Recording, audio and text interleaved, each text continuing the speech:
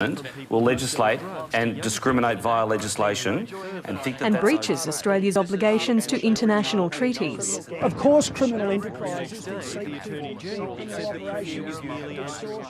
What is VLAD?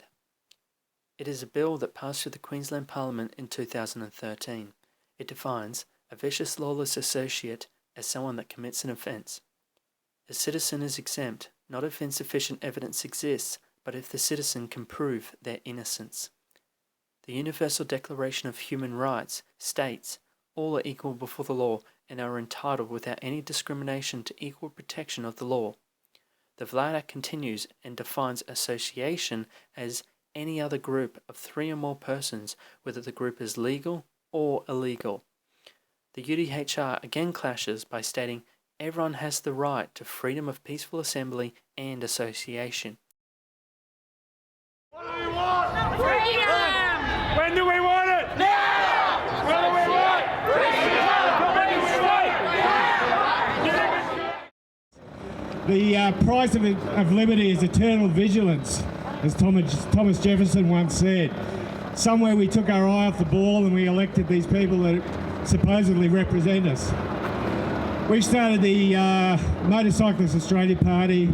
Australia used to be a fair country where there was a fair go. We've lost the plot. We've become self-absorbed. If we don't act as a collective, then we will never succeed in ousting out these politicians. There's no credibility with either of the major parties, as you find out. It's Tweedledum and Tweedledummer. At the moment, we're getting shat on from a great height, and the only people who can do anything about it is us. You know, I'm not really on the government side, I don't know too much, but I know how this is affecting my dad, and it is horrible. The health issues that he's currently under, battling his work. He's not a criminal, he does not have a criminal history.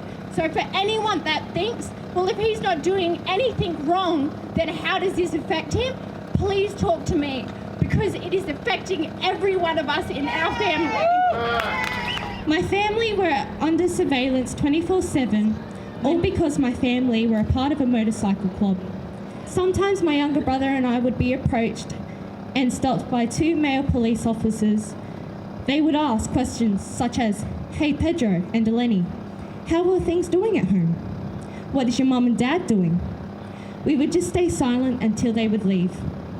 Whose side are you on, the bikie gangs or the police force? To my reply was my family, my uncles, my role models, my teachers, motorcycle bikie clubs. I'm not the only minor, teenager or child that suffers living with this. I blame the government. I blame the LNP. I blame the media. And Campbell Newman for labelling my family. So Campbell Newman and to the LNP, I am free to associate with whoever I want.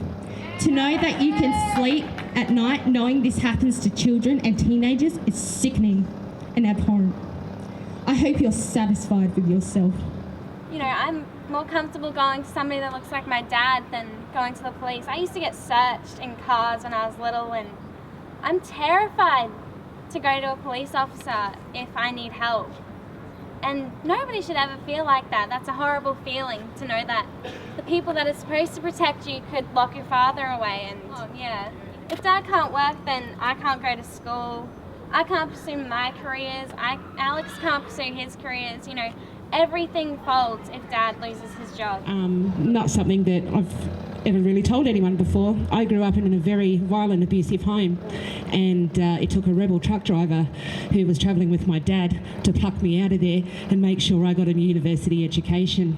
So I'm in this fight because I believe I owe my life to someone that gave a damn.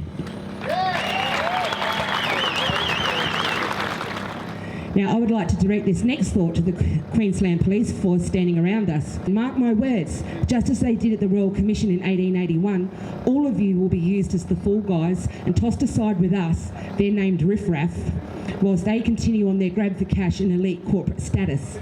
People, this is a dead set act of making money for government coffers at the expense and well-being of your own people. May your God save you, Attorney General Blage, because the people of Australia won't.